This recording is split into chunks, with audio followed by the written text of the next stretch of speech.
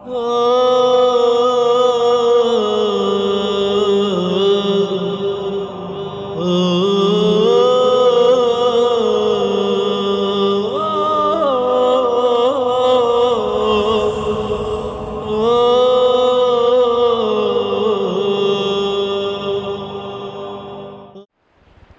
باللہ السمیع العلیم من الشیطان اللعین الرجیم بسم اللہ الرحمن الرحیم الحمد للہ رب العالمین والصلاة والسلام علی سیدنا و نبینا و شفیعنا بالقاسم محمد وآلہ الطیبین الطاہرین المعصومین ولعنۃ اللہ علی اعدائہم اجمعین من یومنا ھذا الی یوم الدین اما بعد فقد قال اللہ سبحانہ تبارک و تعالی فی کتابہ المبین وہو اصدق الصادقین بسم اللہ الرحمن الرحیم ان الدین عند اللہ الاسلام۔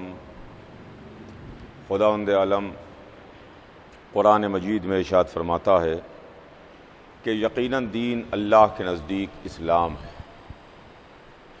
عزیزان محترم، ہمارے اور آپ کے درمیان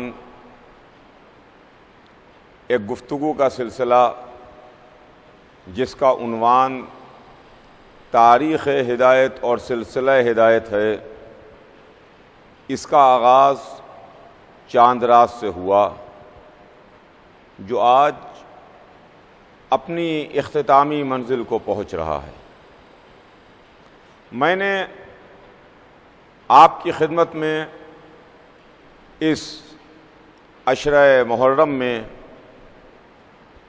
کچھ انبیاء کے حالات اور جو اللہ نے ہدایت کا سلسلہ معین کیا اس کے تعلق سے عرض کرنے کی کوشش کی۔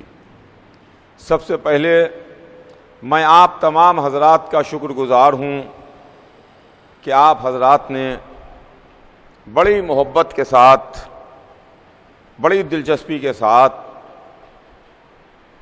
میری باتوں کو سنا اور میری باتوں کو ملاحظہ فرمایا۔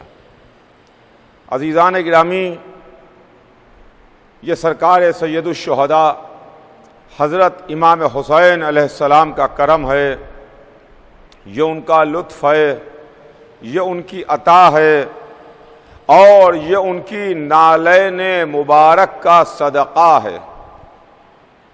اس کے علاوہ کچھ نہیں ہے، صرف حضرت امام حسین علیہ السلام کی نالین مبارک کا صدقہ ہے۔ میں آپ کی خدمت میں حاضر ہوں۔ اس منبر پر اور اس منبر کے ذریعے سے میرے گھرانے کا تعارف ہے۔ میں اکثر یہ بات آپ کی خدمت میں عرض کرتا رہتا ہوں۔ میرے والد خطیب اکبر مولانا مرزا محمد اطہر صاحب نے 58 برس 58 ایئرس اس منبر سے خطاب کیا، اور اس کے بعد 3 سال تک ان کے انتقال کے بعد میرے چچا خطیب العرفان مولانا مرزا محمد اشفاق صاحب نے خطاب کیا۔ عزیزان گرامی، یہ بارگاہ امام حسین علیہ السلام کی بارگاہ ہے، یہ اس کریم کی بارگاہ ہے، یہ اس حسین کی بارگاہ ہے، یہ اس ذات کی بارگاہ ہے جس بارگاہ میں آنے کے بعد ہر انسان کو کچھ نہ کچھ ملتا ہے۔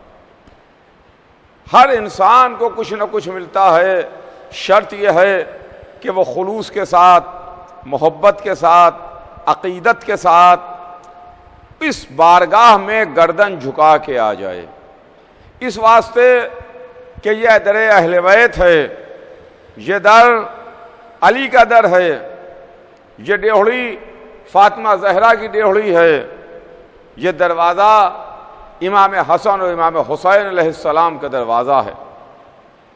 اس در پر جو بھی کوئی گردن جھکا کے آئے گا، عقیدت سے آئے گا، احترام سے آئے گا، چھوٹا بن کے آئے گا، اسے بلند کر دیا جائے گا، اسے اونچا کر دیا جائے گا۔ اور یہ دیوڑی وہ ہے جس در پر نہ کوئی غرور ہے، نہ کوئی تکبر ہے، نہ کوئی انا ہے، نہ کوئی میں ہے، نہ کوئی یہ ہے کہ صاحب ہم ایسے، میں ایسا، ہمارا خاندان ایسا اور میرا علم ایسا۔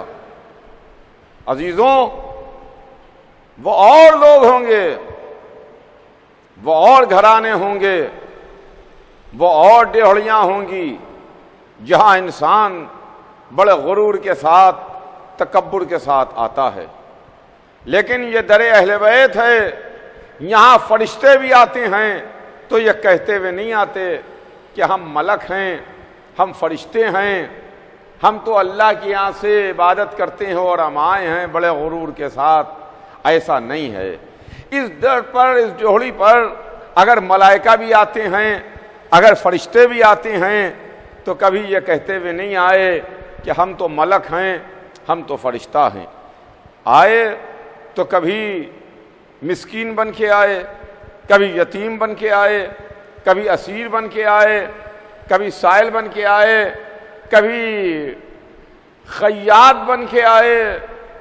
لیکن اس در پر اگر تم چھوٹے بن کے آؤ گے تو تم بڑے ہو جاؤ گے، اور اگر غرور میں آؤ گے تو اس ڈیوڑی کے اوپر تمہارا غرور چلنے والا نہیں ہے۔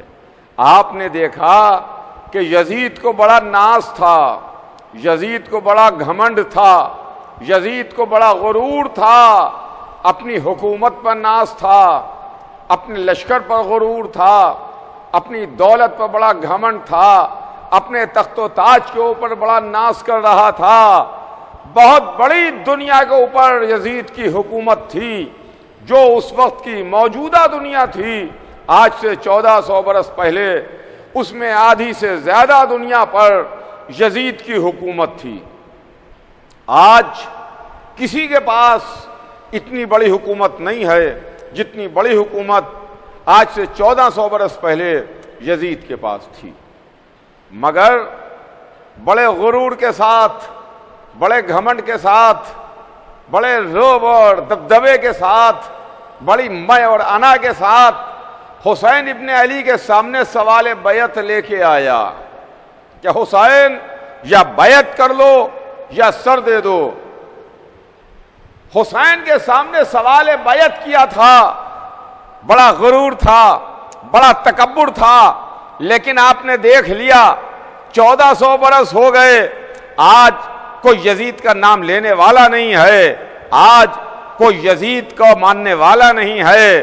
اگر کہیں کوئی ڈرا ہوا، دبا ہوا، کچلا ہوا، پڑا ہوا بھی ہے تو اس میں اتنی کریج اور ہمت نہیں ہے کہ وہ کہہ سکے کہ وہ یزید کا ماننے والا ہے۔ پتہ یہ چلا کہ اگر حسین کے در پر چھوٹے بن کے آؤ گے تو بڑے ہو جاؤ گے، بڑے بنا دیے جاؤ گے، بڑے ہو جاؤ گے۔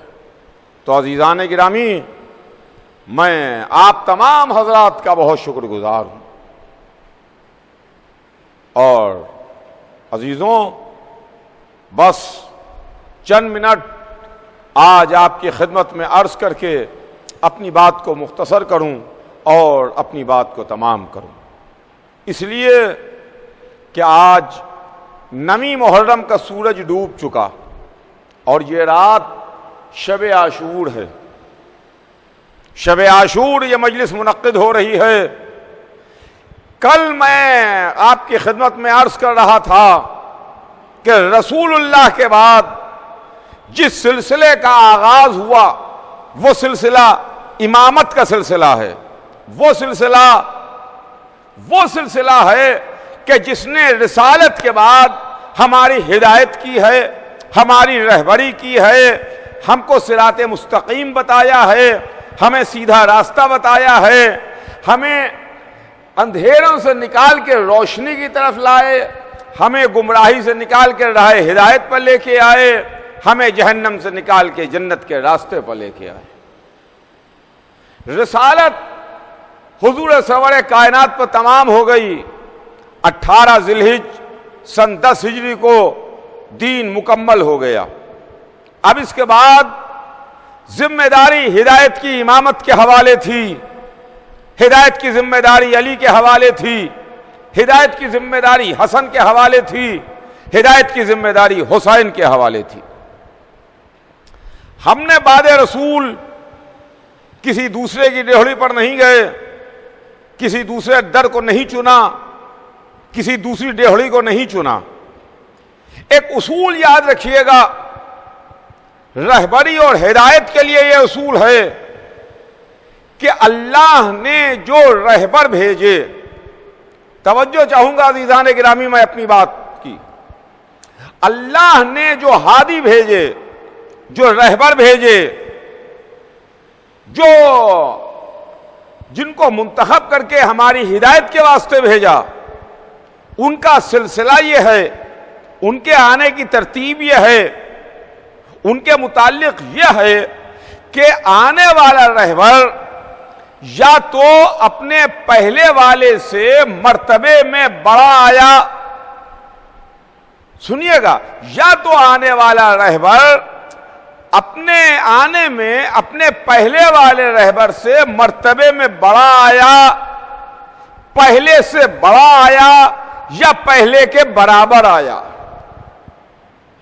پھر سنیے گا، میں اپنے جملے ریپیٹ کروں کہ رہبر یا تو پہلے والوں کے برابر آئے یا ان سے بہتر آئے۔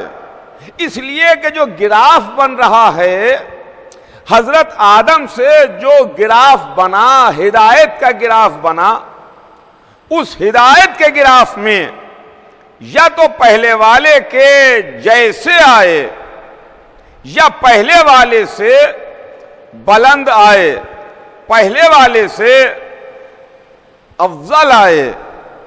اس کے سلسلے میں میں عرض کر چکا آپ کی خدمت میں کہ 1,24,000 نبی، 1,24,000 میں 313 بڑے نبی، 313 بڑے نبیوں میں 5 اولو العزم میں ایک سب کے سردار۔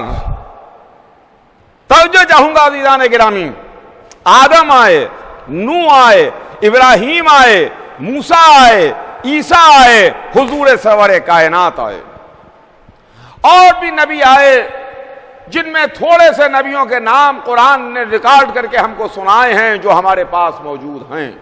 بقیہ کے نہ ہمیں نام معلوم ہے، نہ ہمیں واقعات معلوم ہے۔ یا نبی پہلے والوں کا جیسا آیا یا پہلے والوں سے افضل آیا، یہاں تک کہ آخری نبی تشریف لائے حضور سرور کائنات۔ تو حضور سرور کائنات 1,23,999 سے افضل ہیں، 1,24,000 میں سب سے افضل ہمارے رسول ہیں۔ تو آپ کو یہ ماننا پڑے گا کہ 1,24,000 کا سردار ہمارا رسول ہے، جو آدم سے بھی افضل ہے، نوح سے بھی افضل ہے، ابراہیم سے بھی افضل ہے، موسیٰ سے بھی افضل ہے، عیسیٰ سے بھی افضل ہے۔ مختصر یہ ہے کہ پورے سلسلہ نبوت اور رسالت میں رسول اللہ سب سے افضل ہیں، سب سے اعلیٰ ہیں، سب سے بلند ہیں، اور سب کے سردار ہیں۔ توجہ چاہوں گا عزیزان گرامی، سب کے سردار ہیں۔ کون؟ ہمارے رسول۔ اب رسول سدھار رہے ہیں، رسول دنیا سے تشریف لیے جا رہے ہیں، کار رسالت مکمل ہو چکا، دین مکمل ہو گیا، الیوم کی آیت غدیر میں آ گئی۔ اب نہ کوئی ہادی، نہ کوئی رسول آئے گا، اب نہ کوئی پیغمبر آئے گا، اب نہ کوئی دین آئے گا، اب نہ کوئی شریعت آئے گی، اب نہ کوئی کتاب آئے گی۔ یہ سب آخری ہیں۔ اب یہ جو آخری ہیں، اب ان کے بعد کون ہادی ہے، ان کے بعد کون رہبر ہے؟ اب آپ بتائیے کہ رسول کے بعد جو اللہ کے بعد سب سے بڑی ذات ہے، جو اللہ کے بعد سب سے بڑی شخصیت ہے، وہ ہے رسول۔ اب رسول اللہ کے بعد یا تو محمد سے افضل آئے یا محمد کے برابر آئے، یہی تو دو باتیں ہوں گی نا، یا محمد سے افضل آئے گا یا محمد کے برابر آئے گا۔ محمد کے برابر سے افضل تو ناممکن ہے، اس لیے کہ کائنات عالم و آدم میں سب سے افضل حضور سرور کائنات ہیں۔ اللہ کے بعد سب سے افضل حضور سرور کائنات ہیں۔ اب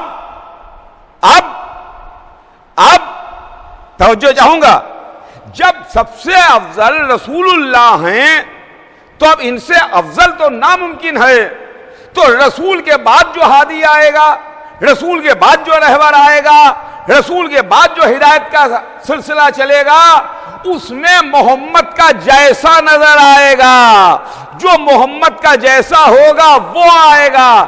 اسی واسطے تو شاید محمد نے فرمایا کہ اول ما خلق اللہ نوری انا والی من نور واحد۔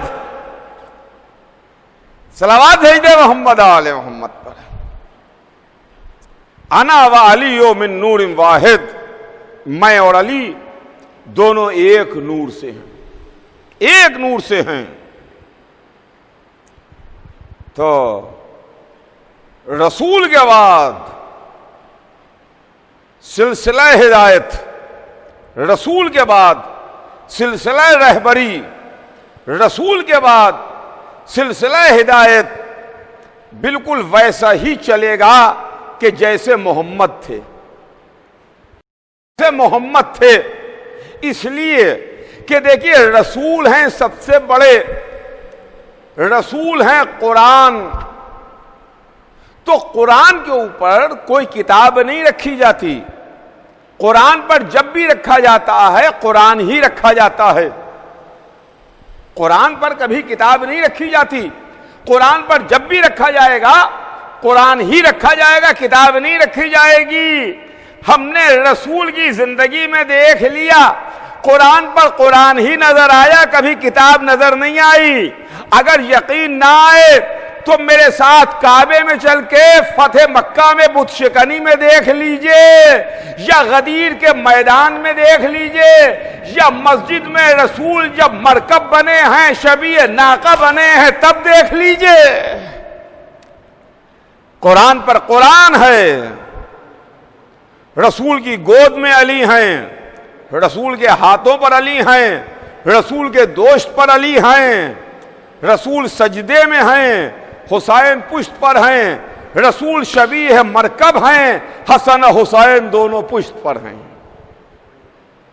تو یہ رسول کے بعد رسول ہی کے جیسے، رسول ہی کے جیسے مرتبے میں، بس بات اتنی ہے کہ وہ سردار انبیاء ہیں، یہ سردار اوصیاء ہیں، وہ دین کے لانے والے، یہ دین کے بچانے والے، وہ شمع لا الہ الا اللہ روشن کرنے والے، یہ شمع لا الہ الا اللہ کی حفاظت کرنے والے۔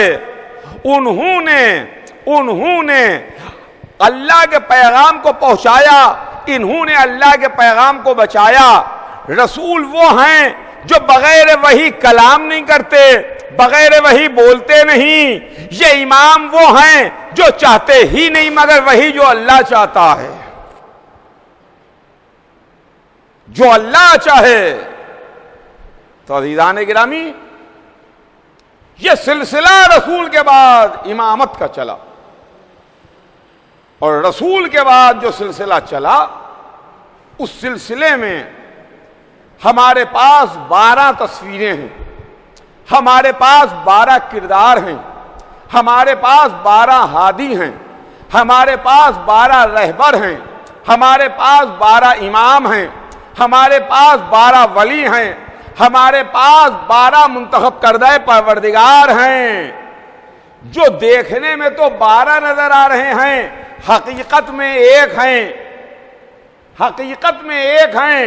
ان کا علم محمد والا، ان کا کردار محمد والا، ان کا اخلاق محمد والا، ان کی رفتار محمد والی، ان کی گفتار محمد والی، ان کی سیرت محمد والی.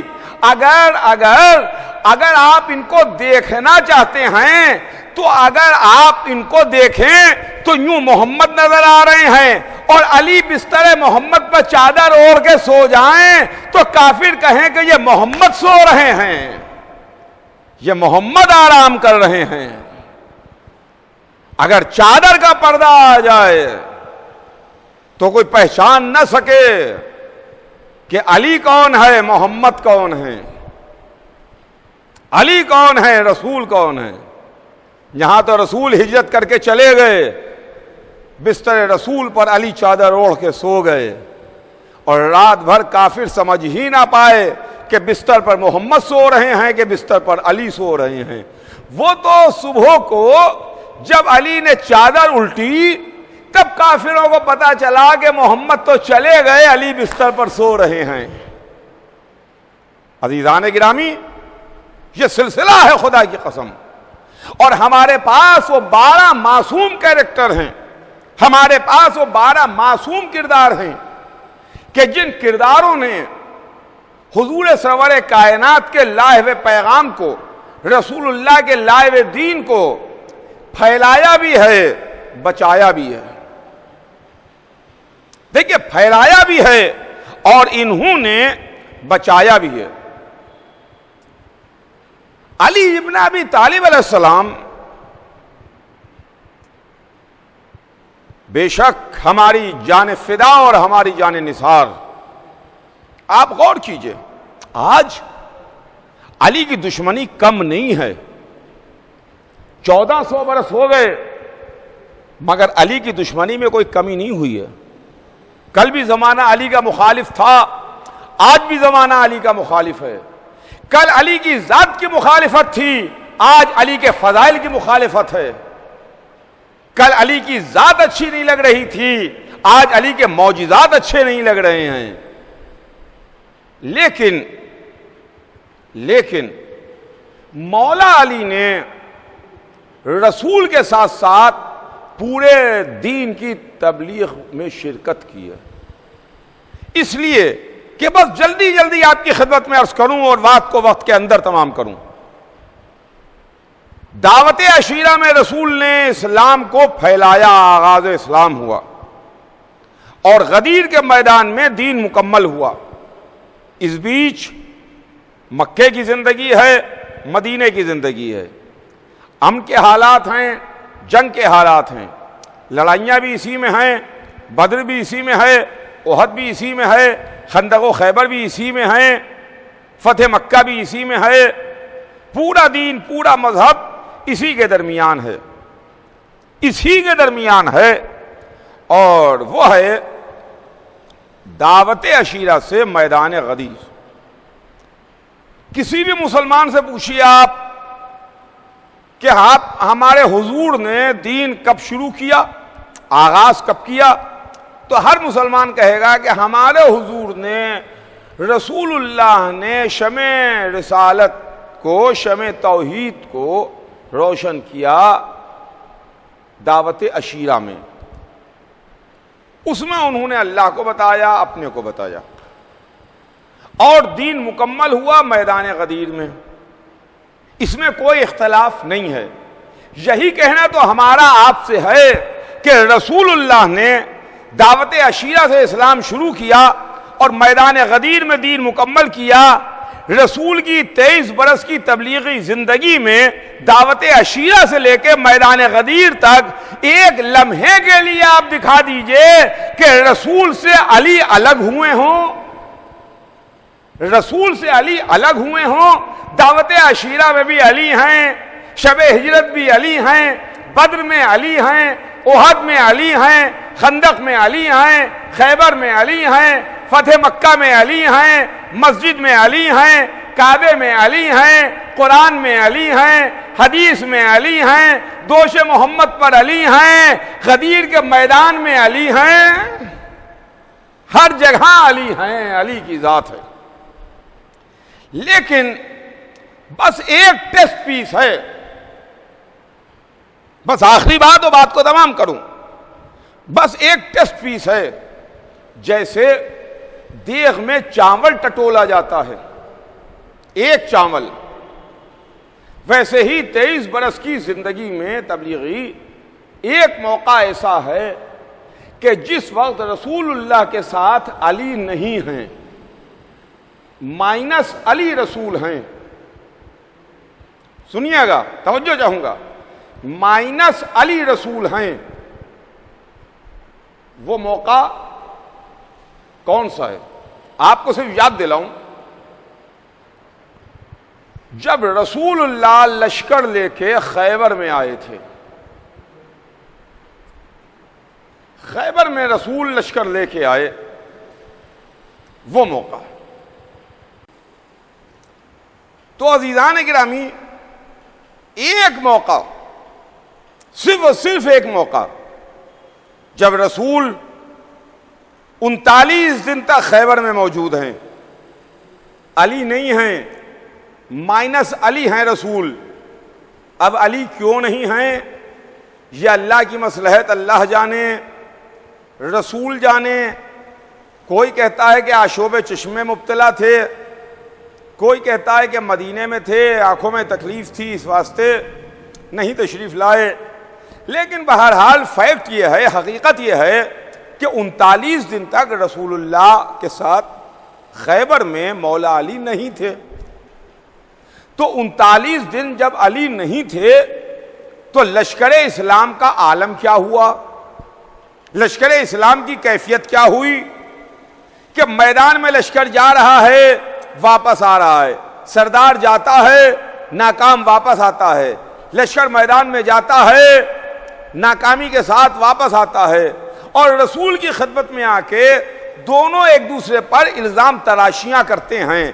لشکر والے سردار پر الزام لگاتے ہیں، سردار لشکر والوں پر الزام لگاتا ہے، دونوں ایک دوسرے پر الزام تراشیاں کر رہے ہیں۔ لشکر سردار کو کہہ رہا ہے، سردار لشکر والوں کو کہہ رہے ہیں۔ اور 40ویں رات حضور سرور کائنات نے حدیث ارشاد فرمائی کہ کل میں علم اسے دوں گا جو مرد ہوگا، کرار ہوگا، غیر فرار ہوگا، اللہ اور رسول کو دوست رکھتا ہوگا، اللہ اور رسول اس کو دوست رکھتے ہوں گے۔ مجھے خیبر نہیں پڑھنا ہے، مجھے خالی آپ کو منظر دکھانا ہے کہ جب 40ویں دن مولا علی آئے تو لشکر فتح ہوا، جنگ فتح ہوئی، لشکر اسلام کو فتح حاصل ہوئی۔ تو عزیزان گرامی، میرے عرض کرنے کا مطلب یہ ہے کہ جب علی آ گئے تو کامیابی و کامرانی حاصل ہوئی ہے، جب تک علی نہیں تھے تب تک کامیابی و کامرانی حاصل نہیں ہوئی۔ تو یہ ہیں علی کی فداکاریاں اور قربانیاں۔ اور اس کے بعد وہ علی کے معصوم بیٹوں کا سلسلہ ہے جو ہمارے امام ہیں، ہمارے رہبر ہیں، رسول کے خلیفہ ہیں، رسول کے جانشین ہیں، اللہ کے ولی ہیں، اولیاء اللہ ہیں، جو ہدایت کے واسطے آئے۔ ہم نے کسی غیر کو نہیں مانا، ہم نے مانا تو ان معصوم کرداروں کو مانا اپنی ہدایت کے واسطے۔ ہم محلوں میں نہیں گئے، ہم درباروں میں نہیں گئے، ہم قلعوں میں نہیں گئے، ہم ان لوگوں کے پاس نہیں گئے کہ جو تخت پر بیٹھے ہوئے، تاج پہنے ہوئے، زرعی کمر غلام ان کے اہلو پہلو کڑھے ہوئے، اور اس کے بعد خود وہ نشے میں چور، خود وہ نشے میں چور بیٹھے ہوئے ہیں، جن کو تمیز ہی نہیں ہے کہ کب کیا کہا جائے، کب کیا بولا جائے، کب کیا پڑھایا جائے، کب کیا بتایا جائے۔ ہم محلوں میں نہیں گئے، ہم عشرت قدوں میں نہیں گئے، ہم قلعوں میں نہیں گئے، ہم ایوان سلطنت میں نہیں گئے، ہم بادشاہوں کے درباروں میں نہیں گئے، ہم وہاں رہے کہ جہاں زمین پر فرش بچھتا تھا، جو کی روٹی غذا میں تھی، موٹا لباس جسم پر تھا، مگر رب العزت کے سلام آ رہے تھے۔ ہم نے علی کے بعد رہبری کے واسطے حسن کو مانا، ہدایت کے لیے حسن کو مانا، حسن کے بعد حسین کو مانا، حسین کے بعد علی ابن الحسین کو مانا، علی ابن الحسین کے بعد محمد باقر کو مانا، محمد باقر کے بعد جعفر صادق کو مانا، جعفر صادق کے بعد موسی کاظم کو مانا، موسی کاظم کے بعد علی رضا کو مانا، علی رضا کے بعد محمد تقی کو مانا، محمد تقی کے بعد علی النقی کو مانا، علی النقی کے بعد حسن عسکری کو مانا، حسن عسکری کے بعد حسن عسکری کے بعد ہم اسے مانتے ہیں جو آج بھی بحکم خدا حجاب غیب میں زندہ ہے، جو منتقم خون حسین ہے عزیزان گرامی، جو حسین کے خون کا بدلہ لینے والا ہے۔ تو عزیزوں، زمانہ ہادی سے خالی نہیں ہے۔ میں آ گیا اپنی منزل پر جہاں تک مجھے آپ کو لے کے آنا تھا۔ سلسلہ ہدایت آدم سے چلا، انبیاء سے ہوتا ہوا حضور سرور کائنات تک آیا جو آخری نبی، اور وہاں سے جو سلسلہ چلا تو اولی اور اولاد علی سے گزرتا ہوا، علی کی اولادوں سے گزرتا ہوا علی کے اس فرزند تک آیا جو علی کا بیٹا آج بھی زندہ ہے اور حجاب غیب میں ہے۔ تو بس مجھے کہنے دیجئے کہ اگر اللہ کا دین موجود ہے، اگر قانون موجود ہے، اگر شریعت موجود ہے، اگر قرآن موجود ہے، اگر کعبہ موجود ہے، اگر اسلام موجود ہے تو محافظ اسلام بھی موجود ہے۔ اگر ہدایت پانے والے موجود ہیں تو ہدایت کا راستہ بتانے والا بھی موجود ہے، ہدایت کا راستہ دکھانے والا بھی موجود ہے، جو حجاب غیب میں ہے، پردے میں ہے۔ زمانہ ہادی سے خالی نہیں ہے، زمانہ رہبر سے خالی نہیں ہے، زمانہ امام سے خالی نہیں ہے۔ بس عزیزان گرامی، وہ پردے میں ہیں، وہ حجاب میں ہیں، اور صرف پردے اور حجاب میں نہیں ہے، وہ پوری عزاداری اس کو وہی کنٹرول کرتے ہیں، ورنہ عزاداری کسی کے بس میں ہے نہیں کہ جس کو کوئی کنٹرول کر سکے۔ انسان کوئی کام 1 سال کرتا ہے، ایک پروگرام کیا، پہلے سال تو بڑا جوش ہے، بڑا ولولہ ہے، بڑی ہمت ہے، دوسرے سال کیا، تیسرے سال کیا، اب اس کے بعد 2-4 سال کے بعد انداز پھیکا پڑنے لگتا ہے، جوش میں کمی آ جاتی ہے، ولولہ مند پڑنے لگتا ہے، پھر اتنی دلچسپی نہیں رہتی ہے۔ یہ دنیا کا دستور ہے، یہ دنیا میں ہوتا ہے، اس کے سلسلے میں زیادہ وضاحت نہیں کروں گا۔ لیکن کیا کبھی آپ نے مجلسوں کے لیے سنا؟ کیا کبھی آپ نے ماتم کے واسطے سنا؟ کیا آپ نے جلوسوں کے واسطے سنا؟ کیا آپ نے عزاداری کے واسطے سنا کہ اس سال کچھ عزاداری ہلکی رہی، اس سال کچھ عزاداری پھیکی رہی، ہاں اب وہ جوش نہیں رہا اعضاء میں، اب وہ ولولہ نہیں رہا اعضاء میں؟ ہرگز نہیں، ہرگز نہیں۔ یہ دور اور یہ زمانہ ایک بیماری اور ایک کووڈ بیماری کی وجہ سے ہمارے دل دکھے ہوئے ہیں۔ ہم جیسے عزا کرنا چاہتے تھے اس طریقے سے ہم عزاداری نہیں کر پائے، اس طرح ہم مجلسیں نہیں کر پائے، اس طرح ہم شان و شوکت کے ساتھ امام حسین علیہ السلام کا تذکرہ نہیں کر پائے۔ لیکن ہمارے تو دل دکھے ہوئے ہیں، ہمارے سینے ان پر چوٹ لگ رہی ہے، دل دکھا ہوا ہے۔ مولا کون سی غلطی ہو گئی، آقا کیا خطا ہو گئی، اے معبود پالنے والے غلطیوں کو معاف کر دے اور انسانیت کو نجات دے اس بیماری سے، تاکہ ہم پھر اسی شان و شوکت کے ساتھ امام حسین علیہ السلام کی عزاداری کر سکیں، ان کا تذکرہ کر سکیں اور ان کا غم منا سکیں۔ ہاں عزیزان گرامی، یہ محمد کے نواسے حسین، یہ محمد کا نواسہ حسین آج شب عاشور آ گئی ہے، یہ شب عاشور ہے۔ ہاں ہاں رو لیجئے، ماتم کر لیجئے۔ حسین ابن علی، لاکھوں درود اور کروڑوں سلام محمد کے نواسے پر۔ آج پوری دنیا سے یا حسین کی صدائیں بلند ہیں، آج پوری دنیا میں عزاداری ہو رہی ہے، بھلے ہم اس طریقے سے نہیں کر سکتے جیسے ہم ہر سال کرتے تھے، مگر عزاداری ہو رہی ہے پوری دنیا میں، اس پورے کرۂ ارض پر عزاداری ہے، اس پوری زمین کے اوپر حسین ابن علی کی عزاداری ہے۔ کس واقعے کی یاد میں ہم رو رہے ہیں، کس واقعے کی یاد میں ہم آنسو بہا رہے ہیں، یہ آپ نے کبھی سوچا یا آپ نے غور کیا؟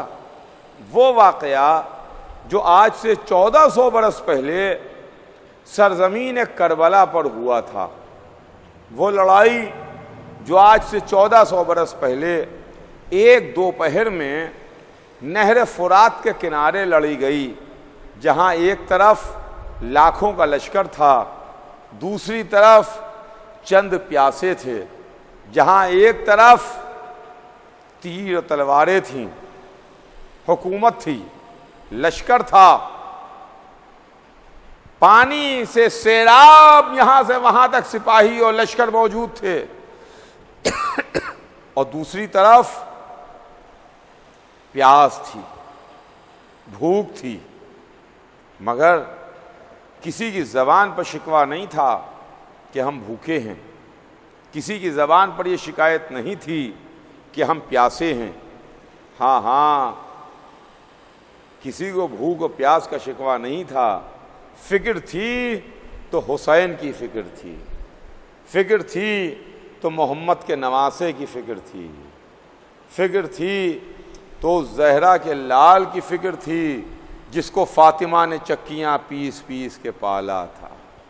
ہاں عزیزوں، یہ شب عاشور ہے، آج کی رات ذرا تصور کی نگاہوں سے دیکھیے اور میرے ساتھ کربلا چلیے تو میں آپ کو منظر دکھاؤں۔ کربلا میں آج کی رات بڑی رونق ہے، آج کی رات بڑی گہما گہمی ہے، آج کی رات بڑی چہل پہل ہے۔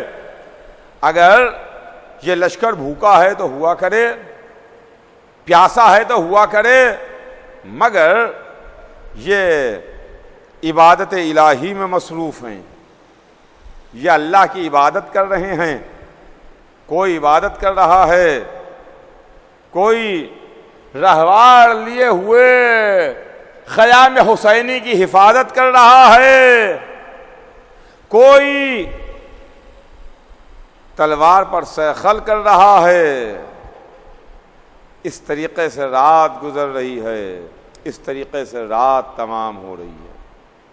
ہاں ہاں سب مطمئن ہیں، اصحاب مطمئن ہیں، انصار مطمئن ہیں، حسین کے دل کے ٹکڑے مطمئن ہیں، خیمے میں سیدانیہ مطمئن ہیں، زینب پیاسی تو ضرور ہیں، مگر اس بات کا اطمینان تو ہے کہ ہمارا بھیا حسین زندہ ہے، میرا شیر سا بھائی عباس موجود ہے۔ سکینہ پیاسی تو ہیں، مگر اس بات کا اطمینان ہے کہ میرا چچا تو موجود ہے، میرا چچا تو زندہ ہے۔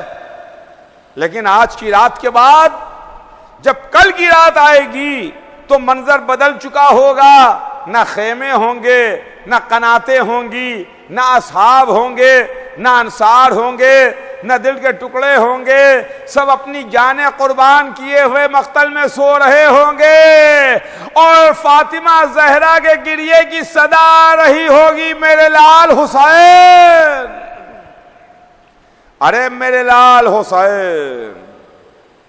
ہاں عزیزوں، یہ شب عاشور ہے، شب عاشور گزری، شب عاشور تمام ہوئی، عاشورے کا دن نکلا، صبح کو مہمان آیا، حسین نے اجازت دی، مقتل کو سدھارا، اصحاب و انصار کی لاشیں حسین لے کے آئے، دل کے ٹکڑوں کے جنازے حسین نے اٹھائے، اپنے پیاروں کی میتیں حسین لے کے گنج شہیدہ میں آئے۔ وہ تو یہ کہیے کہ ایک نے وصیت کر دی تھی کہ مولا آقا میرا جنازہ نہ اٹھائیے گا، تو اس کا جنازہ حسین دریا ہی پر چھوڑ آئے، اس شیر کو دریا ہی کے کنارے سلا آئے۔ ہاں عزیزوں، رو لیجئے، آنسو بہا لیجئے، اس لیے کہ جو آج روئے گا اب پتہ نہیں سال بھر زندہ رہے کہ نہ رہے، اگلے سال تک ہم زندہ رہیں یا نہ رہیں، لہذا یہ شب عاشور ہے۔ آقا اگر ہم زندہ رہے تو ہم آئندہ سال پھر شب عاشور صف اعضاء پر آ کے بیٹھیں گے، آپ کا غم منائیں گے، لیکن مولا اگر زندگی نے وفا نہ کی تو روز محشر اپنے چاہنے والوں میں شمار کیجئے گا۔ حسین نے میتیں اٹھائیں، یہاں تک کہ اپنے 18 برس کے کلیل جوان کے سینے سے برچھی کا پھل کھینچا، علی اصغر کے گلے سے تیر نکالا۔ اب اس کے بعد زہرا کا لال در خیمہ پہ کھڑا تھا۔ ظالموں ظالموں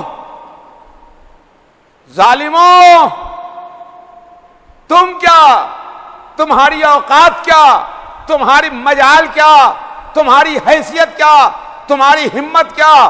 حسین کا چہرہ دیکھو، 14ویں رات کے چاند کی طریقے سے دمک رہا اور چمک رہا ہے، جو صبح سے عصر تک 72 جنازے اٹھا چکا ہے، اور اس کے بعد در خیمہ پر کھڑا ہوا کہہ رہا ہے، یا زینب کا یا ام کلثوم، یا سکینہ کا یا رقیہ، علیکن منی السلام۔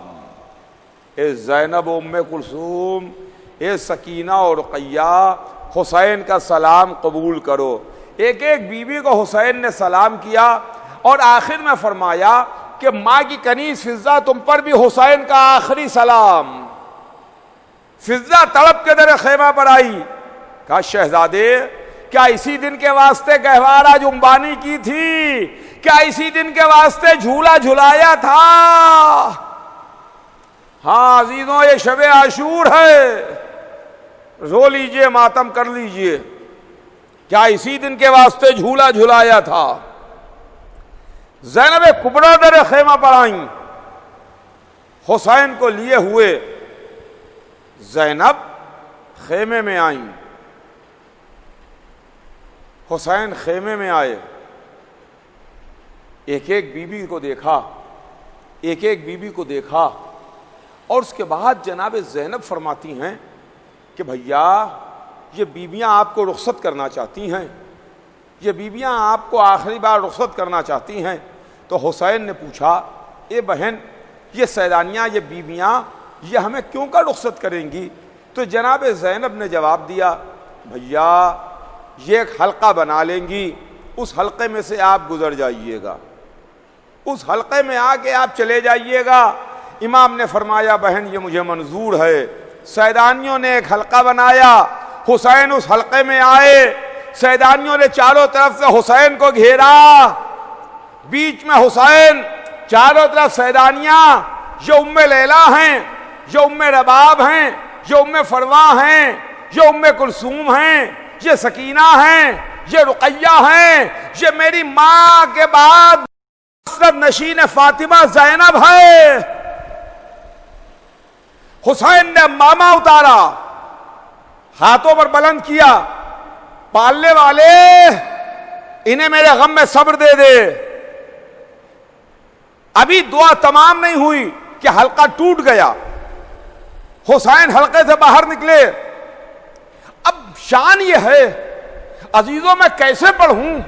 اب شان یہ ہے کہ آگے آگے زینب ہیں، پیچھے پیچھے حسین ہیں، ہٹو بیبیوں ہٹو، راستہ دو، میرا بھیا جا رہا ہے، میرا حسین جا رہا ہے۔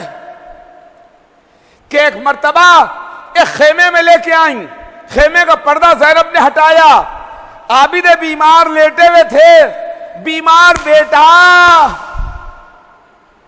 زینب نے شانہ ہلایا، اے میرے لال اٹھو، دیکھو تمہارا بابا رخصت آخر کے واسطے آیا ہے۔ بیمار نے آنکھیں کھولی، سر سے پیر تک باپ کو دیکھا، بابا یہ ایک دوپہر میں کیا عالم ہو گیا، سب کہاں چلے گئے، سب کدھر چلے گئے؟ حسین نے فقط ایک جواب دیا، کہا میرے لال اب مردوں میں میرے اور تمہارے علاوہ کوئی باقی نہیں ہے، اے میرے بیٹے، اے میرے لال، اے میرے فرزند، جب قید شام سے چھوٹ کے مدینے جانا تو میرے شیعوں کو میرا سلام کہنا، اور کہنا جب ٹھنڈا پانی پئیں تو میری پیاس کو یاد کر لیں۔ اے شیعوں، حسین نے تم کو سلام کہلوایا ہے، کیا پلٹ کے جواب نہ دو گے؟ کیا السلام علیکہ یا ابا عبداللہ، اے آقا آپ پر ہمارا سلام۔ حسین سیدانیوں سے رخصت ہوئے، ہائے کیسے پڑھوں؟ حسین سیدانیوں سے رخصت ہوئے، بیویوں کو الوداع کہا، سید سجاد کو خدا حافظ کہا۔ اب حسین در خیمہ پر آ رہے ہیں کہ حسین کی بہنوں نے حسین کو گھیر لیا، حسین کی بہنوں نے حسین کو گھیر لیا، ارے میرا بھیا، ارے میرا ماجایا، ارے میرا حسین، ارے میرا حسین۔ حسین کی بہنیں حسین کو گھیرے ہوئے، زینب کبریٰ آگے آگے، ننھی سکینہ باپ کا دامن پکڑے ہوئے، بابا نہ جائیے، ارے میرے بابا نہ جائیے، میرے بابا نہ جائیے، ارے میرے بابا، ارے میرے بابا۔ حسین در خیمہ پر آئے، در خیمہ پر آئے، جب رہوار پر سوار ہونے کی منزل آئی تو میرا دل کہتا ہے زینب و حسین دونوں کو عباس و علی اکبر یاد آئے ہوں گے۔ بہن نے رکاب فرس کو تھاما، حسین رہوار پر سوار ہوئے۔ ایک مرتبہ سکینہ تڑپ رہی تھی، بچی بیان کر رہی تھی، ارے میرے بابا نہ جاؤ، گھوڑوں کے سموں سے لپٹی ہوئی سکینہ بیان کر رہی تھی کہ حسین نے سکینہ کو گود میں اتارا لیا، گود میں لے کے پیار کیا، اب جو فرش پہ اتارا تو بچی باپ کا دامن چھوڑ کے پھوپھی کے پہلو میں آ گئی۔ زینب کا بھائی مقتل کو سدھارا، زینب سکینہ کو لیے ہوئے خیمے میں آئیں، مقتل میں حسین نے تلوار چلائی۔ کچھ ہی دیر میں زینب نے محسوس کیا زمین کربلا ہل رہی ہے، فرات کا پانی نیزوں اچھل رہا ہے، سکینہ کا بابا مارا گیا، زینب کا بھائی شہید ہوا۔ واہ حسینہ، واہ مظلومہ کی صدا۔